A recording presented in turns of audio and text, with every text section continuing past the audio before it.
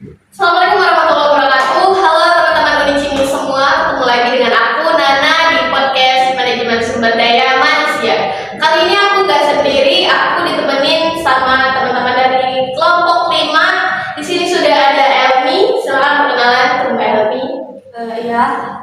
Perkenalkan, nama saya Elmi Heratul Imtihan dengan NIM 200100223. Oke, gimana kabarnya Mbak Elmi?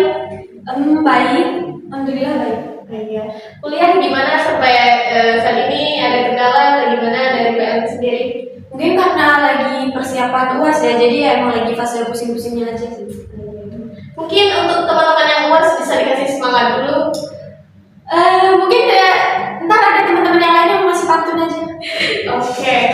Selanjutnya ada Mbak Hafsa. Silakan perkenalan untuk Mbak Hafsa. Ya, hai, perkenalkan nama saya Muntahana Isneni Hafsa dengan NIM 200100259. Mbak Hafsa asalnya dari mana kalau boleh tahu? Saya dari dekat ke sini aja sih, di Kebumen. Oh iya, deket ya. Pakai yang sini biasanya naik apa? Pakai apa? Kalau nggak diantar ya naik kereta aja sih. Mau naik pesawat aja jauh. Iya kan, kalau deket di rumahnya Cikal gitu kan. Iya. Terus kesibukan Mbak Hafsa sekarang apa nih selain kuliah? Untuk saat ini sih ngerjain tugas-tugas UASnya ya, karena lagi numpuk gitu banyak.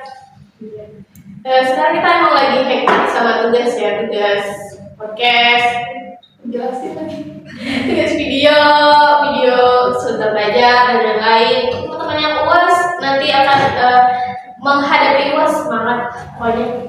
Terus ada Mbak Tahiro, silakan perkenalan untuk Mbak Tahiro.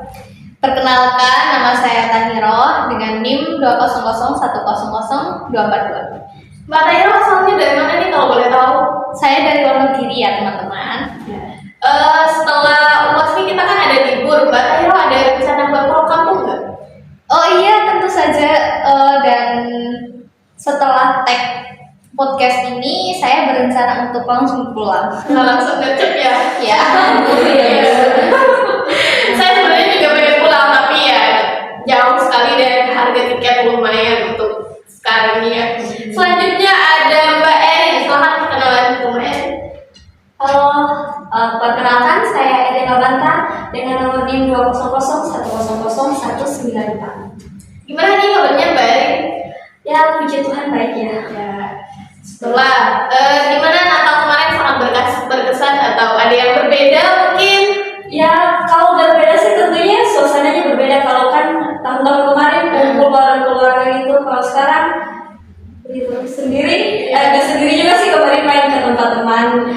Ya, cuma berbeda di suasananya aja. Walaupun jauh dari keluarga ya masih bisa semangat buat menjalani Natal. Ya, sukacitanya masih tetap terasa. Keren sekali Mbak Erin. Selanjutnya ada Mbak Nurul nih, silahkan perkenalan untuk Mbak Nurul. Halo guys, selamat siang. Perkenalkan, nama saya Nurul Mumi Bandari dengan NIM 200100183. Mbak Nurul dari mana nih asalnya kalau boleh tahu? Saya bukan tetangga nih sama tetangga. Jadi beda kabupaten, cuma satu pulau yaitu di Sulawesi Tengah. Sering main gak ke tempatnya misalnya ke tempat Mbak Erin? Enggak, karena dulu nggak kenal. Iya. Maksudnya biasanya sering ke ini nggak ke kayak pulau kan beda apa? Beda kabupaten. Nah, sering main ke kabupaten yang Nggak sering, tapi pernah. Oke, kira-kira teman dari kelompok 5 tahu nggak ya podcast apa tema podcast kita pada kali ini? Mungkin dari Mbak Tahiro? Kita akan membahas seputar kompensasi. Apa sih kompensasi itu? Yang nanti juga akan dijelaskan oleh teman-teman di sini. Wah, sepertinya sangat menarik ya kalau mendengar kata kompensasi. Menurut Mbak Elmi itu seperti apa yang ada di benak atau di pikiran Mbak Elmi? Ya, yang pasti nggak jauh-jauh ya dari uang, dari gaji kayak gitu. Nah, saya juga mikirnya seperti itu. Kompensasi nggak jauh-jauh dari uang, gaji dan lain-lain. Oke, kita udah tahu nih tema podcast kita hari ini yaitu kompensasi. Jadi sebenarnya apa sih yang dimaksud dengan kompensasi itu sendiri menurut Mbak Hafsa? Ya, jadi sistem kompensasi adalah balas jasa yang diterima oleh karyawan ya dari perusahaan karena karyawan itu telah melakukan pekerjaan dengan baik dan sebagai apa ya, karena karyawan itu melakukan pekerjaannya job desk mereka ya, dan sesuai dengan tujuan dari perusahaannya. Nah, sudah dijelaskan ya mengenai kompensasi. Kalau di kompensasi sendiri itu memiliki sistem nggak sih? Misalkan atau bagaimana nih sistem kompensasi yang baik dan benar menurut bahasa sendiri? Ya, kalau sistem kompensasi yang baik itu ketika karyawan itu merasa puas dan memungkinkan untuk suatu organisasi atau perusahaan tersebut memperoleh dan mempekerjakan pekerjaan dengan kinerja yang tinggi dengan mencapai tujuan yang sama. Ya, secara garis besar kompensasi tentunya memiliki pengelompokan dan yang membedakannya di mana terdapat sistem yang sudah dijelaskan bahasa sendiri. Nah, setelah sistem itu biasanya ada jenis-jenis kompensasi itu apa aja menurut Pak Elmi? Kalau untuk jenis-jenisnya sendiri, kita tahu sendiri ya kalau kompensasi ini secara garis besar atau secara umum itu punya pengelompokan yang membedakannya, yang mana pemberiannya ini harus diberikan secara berdampingan dan juga saling melengkapi gitu, jadi nggak bisa sendiri-sendiri. Nah, jenisnya itu dapat dibedain jadi dua. Yang pertama itu ada yang bersifat finansial dan juga yang sifatnya non finansial. Oke, nah tadi disebutkan ya non finansial sama finansial. Jadi yang membedakan antara non finansial dan finansial ini apa ya? Kalau boleh tahu bisa dijelaskan dulu yang non finansial itu seperti apa menurut Mbak Elmi? Jadi kalau kompensasi non finansial ini dikatakan non finansial karena bentuk dari pemberian kompensasi itu yang tidak berupa nominal uang atau tidak bernilai rupiah, melainkan itu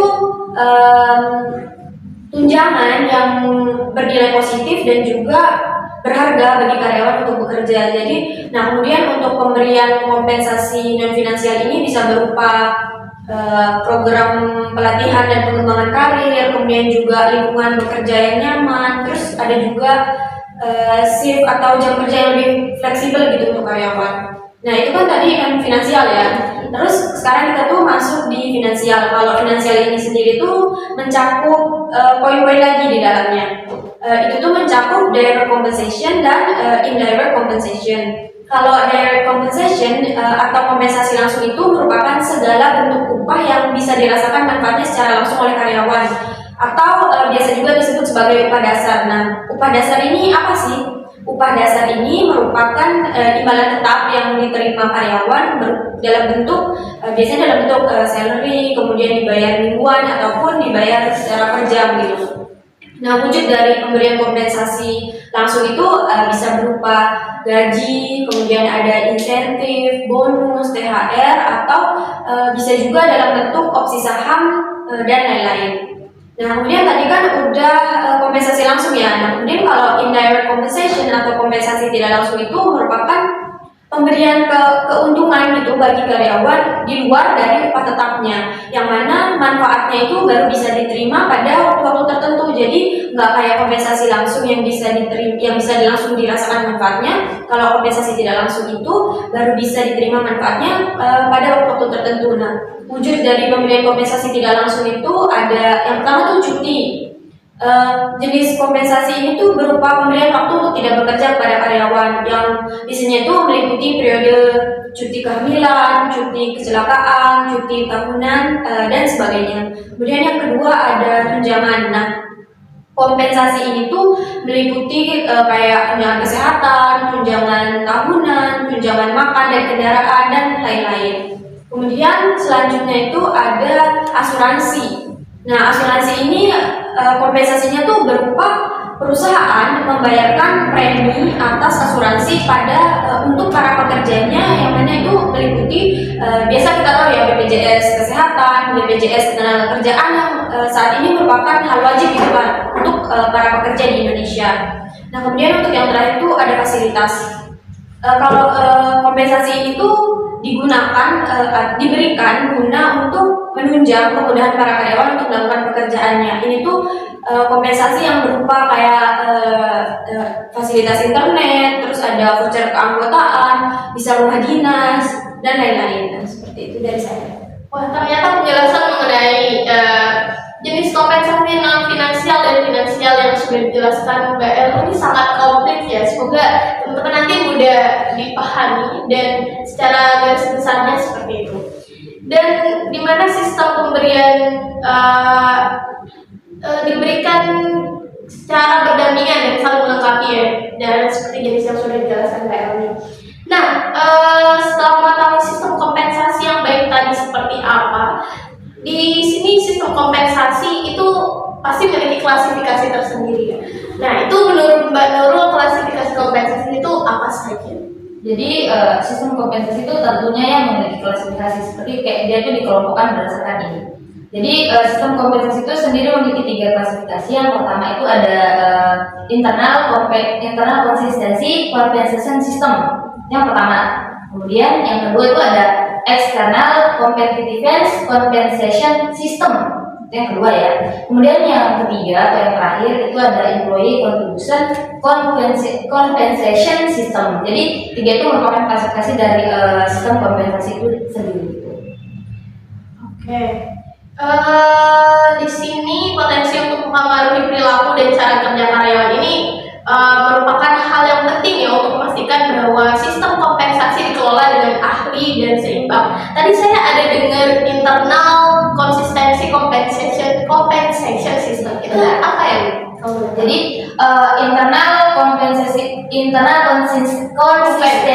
compensation system itu tuh merupakan nilai relatif dari sebuah pekerjaan dari berbagai macam bidang pekerjaan di sebuah perusahaan.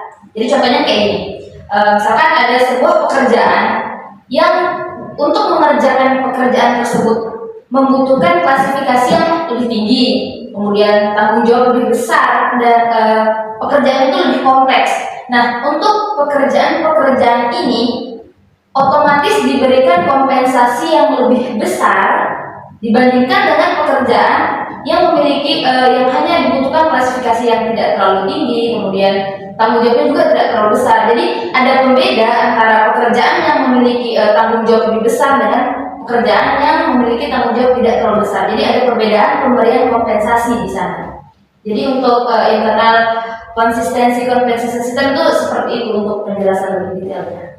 Selain ada intern, biasanya ada extern ya. Nah, tadi saya juga ada mendengar external competitiveness compensation system. Itu apa sih? Ada yang berbeda itu nggak dengan yang intern? Pastinya berbeda lah ya. Ini bisa dijelaskan. Iya, ada internal pasti ada eksternal. Tapi sebelum saya lanjut, saya boleh minum dulu nggak? Boleh, kalau sebenarnya dia Silakan.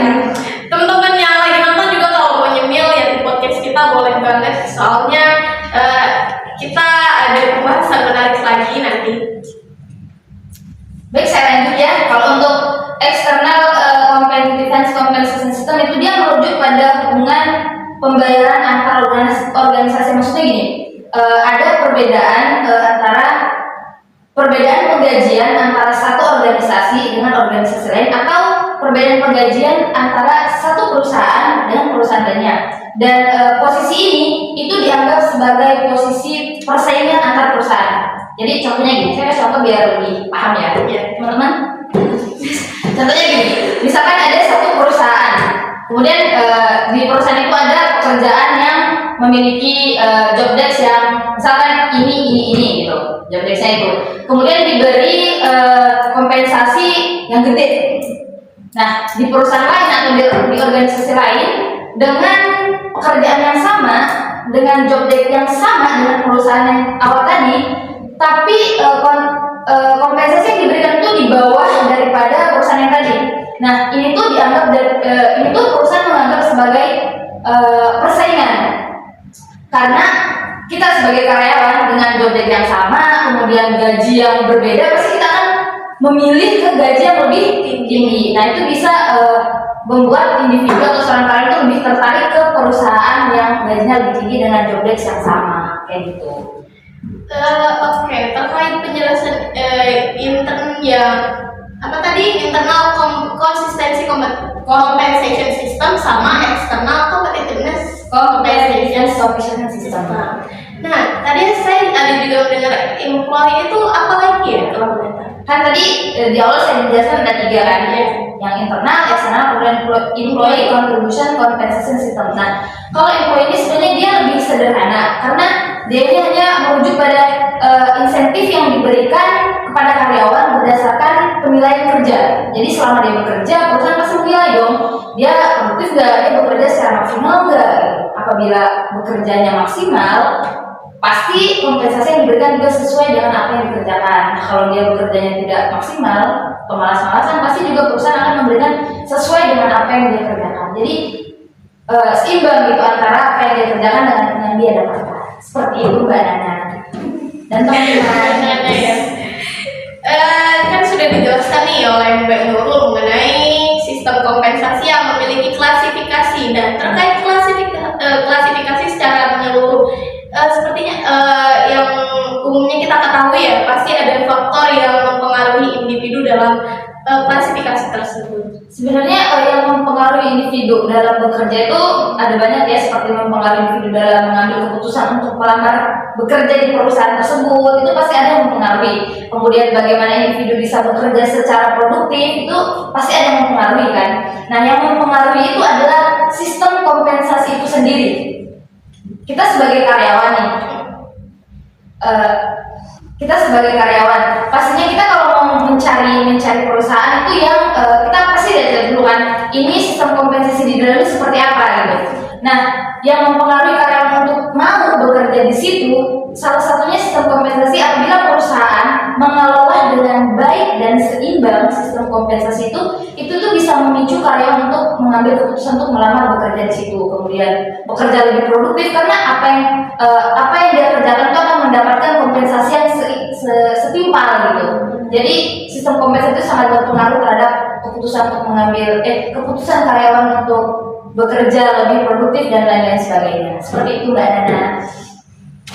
Oke, setelah mengetahui klasifikasi dari secara menyeluruh terkait juga faktor yang mempengaruhi individu dalam apa tadi? Bekerja Iya, produktif, kemudian mengambil keputusan untuk bekerja di situ. Nah, sistem kompensasi sendiri itu mempunyai kompensasi di sini juga mempunyai fungsi nggak sih? Mungkin bisa dijelaskan Mbak Eri?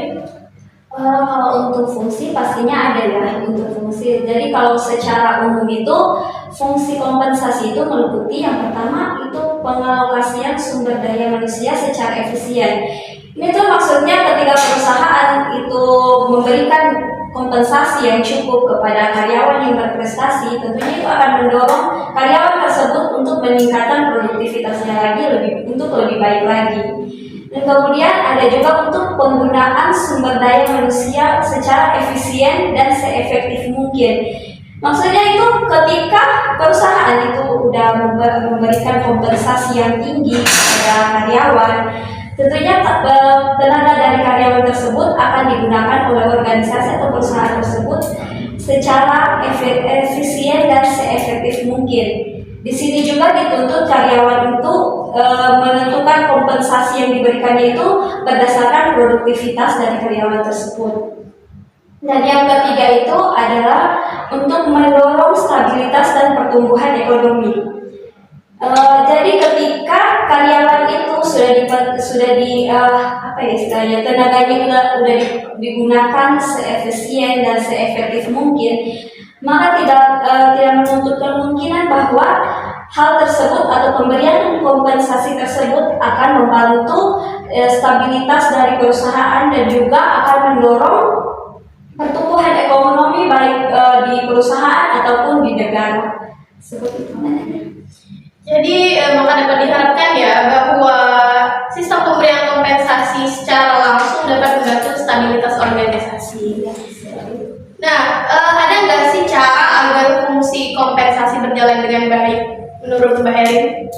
Kalau untuk agar berjalan dengan baik sebuah fungsi itu tentunya kita harus melihat dulu apakah pihak perusahaan dan juga dari karyawan itu udah berjalan seimbang. Artinya itu antara kinerja dan juga kompensasi yang diberikan itu harus ada seimbang gitu. Jadi kalau yang karyawan tenaganya itu dipakai banyak dan juga kayak istilahnya yang multitasking lah gitu kan. Jadi tetap kompensasi yang diberikan oleh pihak perusahaan itu harus seimbang juga sama yang dihasilkan oleh karyawannya tersebut. Mungkin seperti itu sih. Jadi keseimbangan.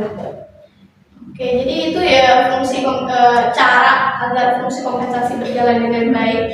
Selanjutnya saya ada pertanyaan nih, pemberian kompensasi itu kan harus ditetapkan atas asas adil dan layak serta dengan memperhatikan ketentuan yang berlaku. Itu mungkin bisa dijelaskan asas kompensasi seperti apa, Mbak Aksa? Ya, seperti yang tadi udah disampaikan bahwa asasnya tuh ada dua ya. Yang pertama ada asas keadilan, terus yang kedua ada asas kelayakan dan kewajaran. Nah, yang pertama ada asas keadilan. Ya, seperti yang kita tahu bahwa adil itu kan berarti harus kayak yang sama. Jadi ketika ada karyawan yang memiliki job desk atau pekerjaan yang sama, mereka juga harus mendapatkan bobot yang sama juga. Kemudian yang kedua ada asas kelayakan dan kewajaran. Nah, sistem kompensasi itu harus bisa memenuhi kebutuhan hidup dari karyawan itu dan keluarganya secara layak dan wajar, juga harus mengikuti aturan yang berlaku. Begitu. Oke, jadi sistem kompensasi yang baik merupakan sistem yang mampu menjamin kepuasan para pegawainya lah ya. Iya. Oke. Cara sini kita udah mengetahui nih asas-asas dari kompensasi. Tadi ada asas keadilan, kelayakan dan kewajaran. Terus saya ada sedikit pertanyaan lagi mengenai cara mendapatkan karyawan yang multitasking sendiri itu seperti apa, Mbak Nira? Cara mendapatkan karyawan yang multitasking mungkin sudah dipaparkan tadi ya sama teman-teman. Yang pertama itu menarik calon pekerja, tadi sudah dijelaskan oleh Mbak Nurul dalam sistem kompensasi. Nah, di situ bagaimana cara menarik calon pelamar? Di situ tuh si perusahaan ini memberikan kompensasi yang cukup kompetitif, di mana si calon pelamar ini dia memiliki skill yang mungkin bisa dipertimbangkan oleh perusahaan. Jadi perusahaan juga harus memberikan kompensasi yang cukup seperti itu. Yang kedua, memberikan penghargaan atas kinerja karyawan. Tadi juga sudah dijelaskan oleh Mbak Erin. Ya, di situ ada di dalam memberikan penghargaan dan kinerja karyawan itu ada namanya salary adjustment. Di situ kita memberikan gaji itu tidak boleh lebih dari 5-7% gaji pokok kita. Nah, seperti itu. Dan yang ketiga itu menjamin keadilan seperti yang sudah disampaikan oleh Mbak Hafsah dalam asas. Jadi kita juga harus mempertimbangkan bagaimana bobot dari pekerjaan, maksudnya dari apa yang sudah dikerjakan oleh si pekerja itu. Yang keempat itu mempertahankan karyawan yang kompeten dan mengurangi fenomena turnover. Sudah biasa ya, di dalam perusahaan itu pasti ada seperti itu. Dan di situ si perusahaan itu tuh cuma bisa mempertahankan sedikit lebih lama, bukan untuk bekerja selama-lamanya. Mungkin si pekerja karena sudah nyaman dengan gajinya, dengan fasilitasnya, dengan job desk-nya, jadi dia tuh berpikir aku akan bekerja di sini selama-lamanya. Karena ketika aku nanti keluar dari pekerjaan ini, aku nggak tahu mau kerja di mana, gaji aku berapa, apa job desk aku, apakah itu sesuai passion aku, apakah aku bisa menguasai itu belum tentu. Nah, di perusahaan ini cuma bisa mempertahankan sedikit lebih lama, seperti itu. Nah, yang kelima itu ada pengendalian biaya, di mana gaji atau payroll itu 30-50% dari total operasional perusahaan, seperti itu. Yang keenam, mematuhi undang-undang yang sudah disahkan di Indonesia, seperti itu. Dalam hal ini terdapat gaji pokok dan tunjangan tetap. Di situ ada kita tuh ngasih itu maksimal 70% dari gaji pokok dan tunjangan itu yang disahkan dalam UU nomor 13 tahun 2013 nomor 13 tahun 2003 pasal 94 seperti itu. Wah, sangat menarik sekali ya. Cara agar mendapatkan karyawan yang multitasking sudah dijelaskan kata Hiro. Nah, pemberian kompensasi dalam suatu organisasi itu harus adil dan mampu menjadi motivator bagi pegawainya yang bekerja. Jadi terkait dengan hal ini, maka sistem pemberian kompensasi pasti dipengaruhi oleh beberapa faktor. Mungkin bisa dijelaskan untuk Mbak Erin? Untuk faktor yang mempengaruhi kompensasi ya. Faktor itu yang mungkin pertama kita lihat itu dari produktivitas. Sebagai sebuah perusahaan atau yang memiliki bidang usaha itu, tentunya kita memiliki keinginan untuk mendapatkan keuntungan baik itu secara material maupun non material. Jadi kita itu ketika melihat mau memberikan kompensasi kepada karyawan, tentunya melihat bagaimana produktivitas mereka, apakah itu layak atau enggak. Yang kemudian itu ada kesediaan perusahaan untuk membayar. Ketika ada kesediaan, tentunya perusahaan juga itu harus mampu untuk membayar kompensasi kepada karyawannya. Dan kemudian berikutnya itu permintaan tenaga kerja. Permintaan tenaga kerja di sini baik banyak ataupun sedikitnya tenaga kerja tentunya akan mempengaruhi pemberian kompensasi ini. Jadi ketika tenaga kerja atau karyawan yang kita rekrut itu bisa diistilahkan tuh banyak gitu, nggak terlalu spesifik keahliannya itu, jadi kayak banyak didapatkan di orang-orang pada umumnya. Tentunya pemberian kompensasinya akan berbeda dengan yang mempunyai skill atau kemampuan yang lain khusus seperti itu. Jadi itu pemberian kompensasinya akan berbeda. Kemudian itu ada organisasi karyawan, di mana organisasi karyawan ini mereka akan memperjuangkan ketika dirasa ini pemberian kompensasi antara karyawan yang satu dan karyawan yang lain itu berbeda, jadi tidak seimbang. Jadi mereka akan memperjuangkan, biasanya itu ada istilah-istilah demo buruh gitu. Itu kan kayak karena nggak seimbang gitu kan mereka merasa. Kemudian ada peraturan pemerintah dan juga undang-undang dasar. Di sini ketika peraturan pemerintah dan undang-undang dasar itu disusun dengan baik, tentunya pemberian kompensasi juga kepada karyawan akan berjalan dengan baik juga. Mungkin seperti itu. Oke, jadi di sini faktor-faktor yang sudah dijelaskan Mbak Erin ini merupakan tantangan juga ya bagi setiap perusahaan untuk menentukan kebijaksanaan kompensasi untuk karyawannya.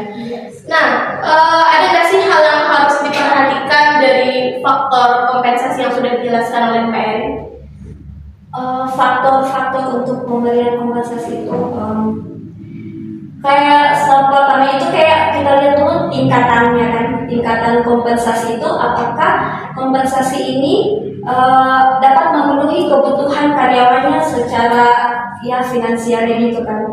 Jadi karyawan juga bisa lihat oh ini sesuai sih, kalau saya ini cukup lah seperti itu. Terus kemudian kompensasi itu harus bersifat wajar dan juga adil dilihat dari sudut pandang karyawan. Kemudian itu selain itu juga harus bersifat wajar dan adil kalau dilihat dari sudut pandang perusahaannya. Jadi kalau karyawannya merasa oh ini udah cukup, dari perusahaannya juga udah cukup, ya akan istilahnya pemberian kompensasi itu ya tentunya akan berjalan dengan baik juga kan. Kemudian itu ada apa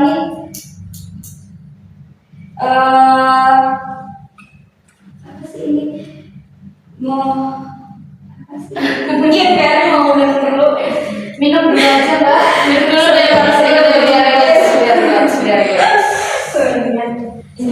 Iya.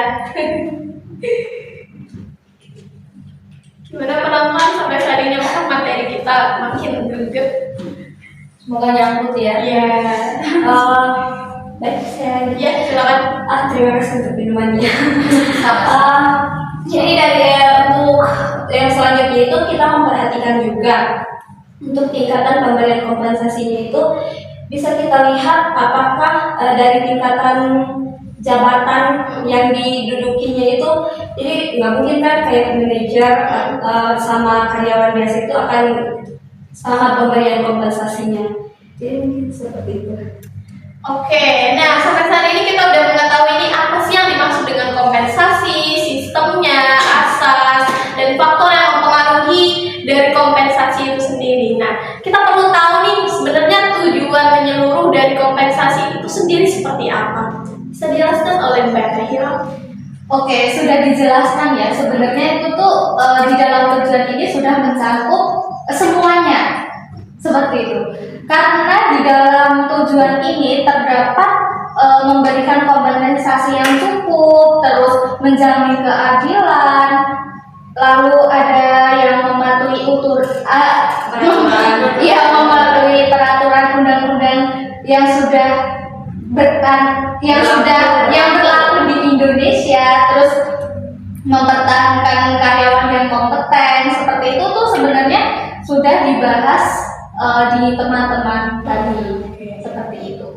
Oke, jadi kesimpulan secara garis besarnya pada podcast kita kali ini, perusahaan itu sangat bergantung ya teman-teman pada prinsip dasar yang sederhana untuk membangun sistem kompensasi yang baik dan harus sesuai dengan standar. Terus sistem kompensasi yang baik itu gimana sih? Nah, sistem kompensasi yang baik itu menurut saya sendiri yang sudah mendengarkan penjelasan dari rekan-rekan kelompok 5, itu terjadi ketika sistem tersebut dapat menjamin kepuasan karyawannya dan memungkinkan organisasi memperoleh pekerja yang berkinerja tinggi. Mungkin untuk sesi podcast kita kali ini berakhir di sini. Saya host atau pembawa acara untuk podcast Manajemen Sumber Daya Manusia. Kami undur diri. Assalamualaikum warahmatullahi wabarakatuh. Sampai jumpa. Bye bye.